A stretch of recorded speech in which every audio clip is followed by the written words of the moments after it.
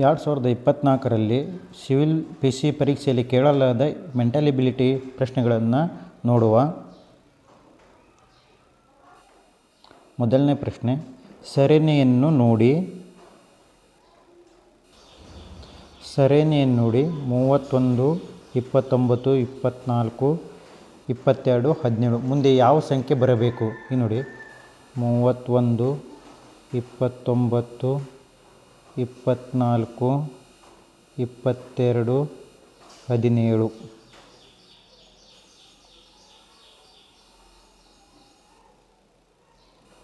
ಈ ಸಂಖ್ಯೆಗಳ ಮಧ್ಯೆ ವ್ಯತ್ಯಾಸ ಎಷ್ಟು ಉಂಟಪ್ಪ? ಇಲ್ಲಿ 2 ಉಂಟು, ಇಲ್ಲಿ ಎಷ್ಟು ಉಂಟು? ಇಲ್ಲಿ -5 ಉಂಟು, ಇಲ್ಲಿ ಎಷ್ಟು ಉಂಟು? -2 ಉಂಟು, ಇಲ್ಲಿ ಎಷ್ಟು ಉಂಟು? -5 ಉಂಟು. ಸರದಿ ಯಾವ ರೀತಿ ಬಂದಿದೆ ಅಂದರೆ -2, -5, -2, -5. ಈಗ ಇಲ್ಲಿ ಎಷ್ಟು ಬರಬೇಕು? -2 ಬರಬೇಕು. ಅಂದರೆ 17ರಲ್ಲಿ 2ನ್ನು ಕಳೆದಾಗ ಎಷ್ಟು ಬರ್ತದೆ? ನಮ್ಮದು ಉತ್ತರ 15 ಬರ್ತದೆ.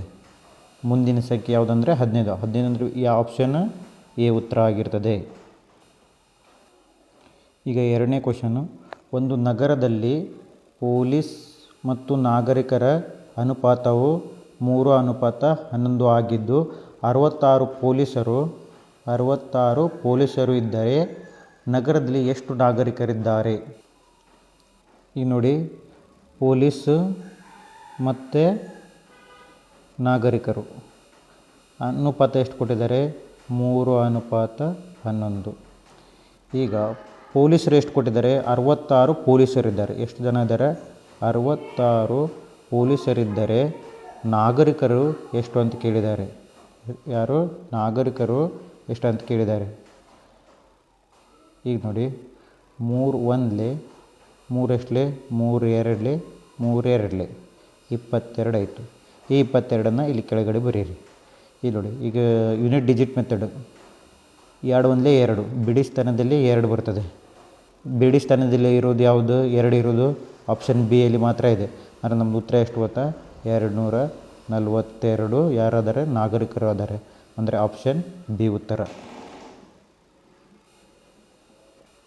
ಈಗ ಮೂರನೇ ಕ್ವಶನ್, ಒಂದೇ ಸ್ಥಿರ ದರದಲ್ಲಿ ಚಾಲನೆಯಲ್ಲಿರುವ 6 ಒಂದೇ ರೀತಿಯ ಯಂತ್ರಗಳು ಪ್ರತಿ ನಿಮಿಷಕ್ಕೆ ಒಟ್ಟು 270 ಬಾಟಲಿಗಳನ್ನು ಉತ್ಪಾದಿಸುತ್ತವೆ. ಇದೇ ದರದಲ್ಲಿ ಅಂಥ 10 ಯಂತ್ರಗಳು 4 ನಿಮಿಷಗಳಲ್ಲಿ ಎಷ್ಟು ಬಾಟಲಿಗಳನ್ನು ಉತ್ಪಾದಿಸಬಹುದು? ನೋಡಿರಿ, ಏನು 6 ಯಂತ್ರಗಳು 1 ನಿಮಿಷದಲ್ಲಿ ಎಷ್ಟು? 270 ಬಾಟ್ಲಿಗಳನ್ನು ತಯಾರಿಸುತ್ತವೆ. ಅದೇ ದರದಲ್ಲಿ 10 ಯಂತ್ರಗಳು 4 ನಿಮಿಷಕ್ಕೆ ಎಷ್ಟು ಬಾಟ್ಲಿಗಳನ್ನು ಉತ್ಪಾದಿಸಬಹುದು? ಹೌದಾ? ಈಗೇನು ಮಾಡಬೇಕು ನಾವು? ಈ ಥರ ಲೈನ್ ಹಾಕ್ಕೊಳ್ಳಿ. 2 3 2 2 ಹೌದಾ? ಆಮೇಲೆ 3 1 3 9 90 ಆಯ್ತದೆ. ಇಲ್ಲಿ ನೋಡಿ 90. ಎಕ್ಸನ್ನು ಈ ಕಡೆ ಕಳಿಸಿ. x = 90.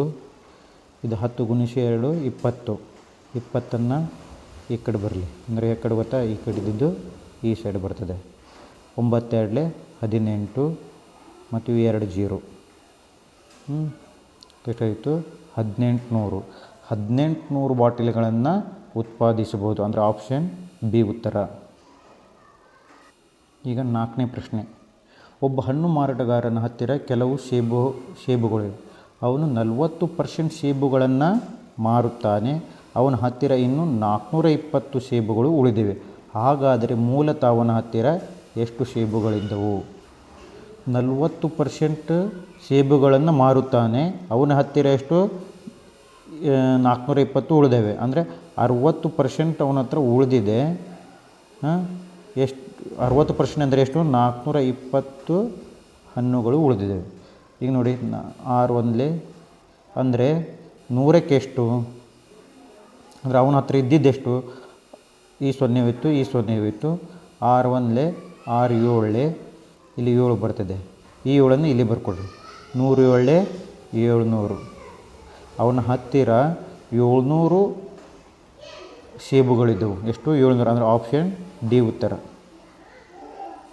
ಈ 5ನೇ ಪ್ರಶ್ನೆ.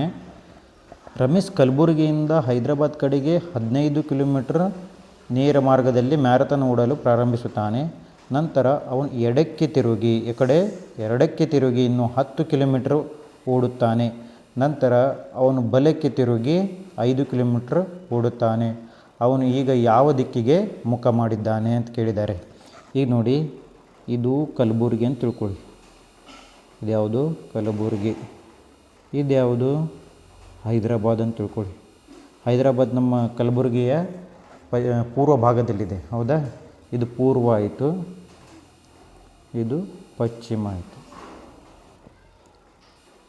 ನೋಡಿ, ರಮೇಶ್ ಹೈದರಾಬಾದ್ ಕಡೆಗೆ ಅಂದರೆ ಕಲಬುರಗಿಯಿಂದ ಹೈದರಾಬಾದ್ವರೆಗೆ ಎಷ್ಟು ಕಿಲೋಮೀಟ್ರ್ ಹೋಗ್ತಾನೆ? 15 ಕಿಲೋಮೀಟ್ರ್ ಹೋಗ್ತಾನೆ. ನಂತರ ಅವನು ಎಡಕ್ಕೆ ತಿರುಗ್ತಾನೆ. ಅಂದರೆ ಎಡಕ್ಕೆ ಅಂದರೆ ಈ ಕಡೆ ಹೋಗ್ತಾನೆ. ಈ ಕಡೆ ಎಷ್ಟು ಕಿಲೋಮೀಟ್ರ್ ನಡೀತಾನಪ್ಪ? 10 ಕಿಲೋಮೀಟ್ರ್ ನಡೀತಾನೆ. 10 ಕಿಲೋಮೀಟ್ರ್ ಓಡ್ತಾನೆ. ನಂತರ 5 ಕಿಲೋಮೀಟ್ರ್ ಬಲಕ್ಕೆ ಓಡ್ತಾನೆ. ಈ ಕಡೆ ಬಲಕ್ಕೆ 5 ಕಿಲೋಮೀಟ್ರ್ ಹೋಗ್ತಾನೆ. ಹಾಗಾದರೆ ಅವನು ಈಗ ಯಾವ ದಿಕ್ಕಿನಲ್ಲಿ ಇದ್ದಾನಪ್ಪ? ಯಾವ ದಿಕ್ಕು ಅಂದರೆ ಪೂರ್ವ ದಿಕ್ಕಿನಲ್ಲಿ ಇದ್ದಾನೆ. ಯಾವ ದಿಕ್ಕು? ಪೂರ್ವ ದಿಕ್ಕು. ಆಪ್ಷನ್ ಯಾವುದಪ್ಪ? ಎ ಉತ್ತರ. ಪೂರ್ವ ದಿಕ್ಕಿನಲ್ಲಿದ್ದಾನೆ. ಈಗ 6ನೇ ಕ್ವಶನ್ ನೋಡಿ. ಚೌಕದ ಬದಿಯನ್ನು ಅಳೆಯುವಾಗ 2% ಹೆಚ್ಚಿನ ದೋಷವನ್ನು ಮಾಡಲಾಗಿದೆ. ಹಾಗಾದರೆ ಚದರದ ಲೆಕ್ಕಾಚಾರದ ಪ್ರದೇಶದಲ್ಲಿನ ದೋಷದ ಶೇಕಡಾವಾರು ಎಷ್ಟು ಅಂತ ಕೇಳಿದ್ದಾರೆ. ಇದು ನೋಡಿ, ಚೌಕದ ಬದಿ ಅಂದರೆ ಒಂದು ಚೌಕ ಇಷ್ಟು. ದೋಷ ಮಾಡಿದ್ದಾರೆ ಅಂದರೆ ಎಷ್ಟು? ಸ್ವಲ್ಪ ದೋಷ ಮಾಡಿದ್ದಾರೆ, ಇಷ್ಟು.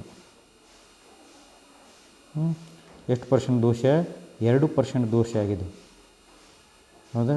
ಹಾಗಿದ್ದರೆ ಈ ಈ ಈ ಚದರ ಅಂದರೆ ಏನಪ್ಪ? ವಿಸ್ತೀರ್ಣದಲ್ಲಾಗಿರುವ ಶೇಕಡ ದೋಷವೆಷ್ಟು ಅಂತ ಕೇಳಿದ್ದಾರೆ. ಈ ನೋಡಿ, ಸೂತ್ರ ಇದಕ್ಕೆ ಯಾವುದು ಹೇಳಿದೆ ನಾನು?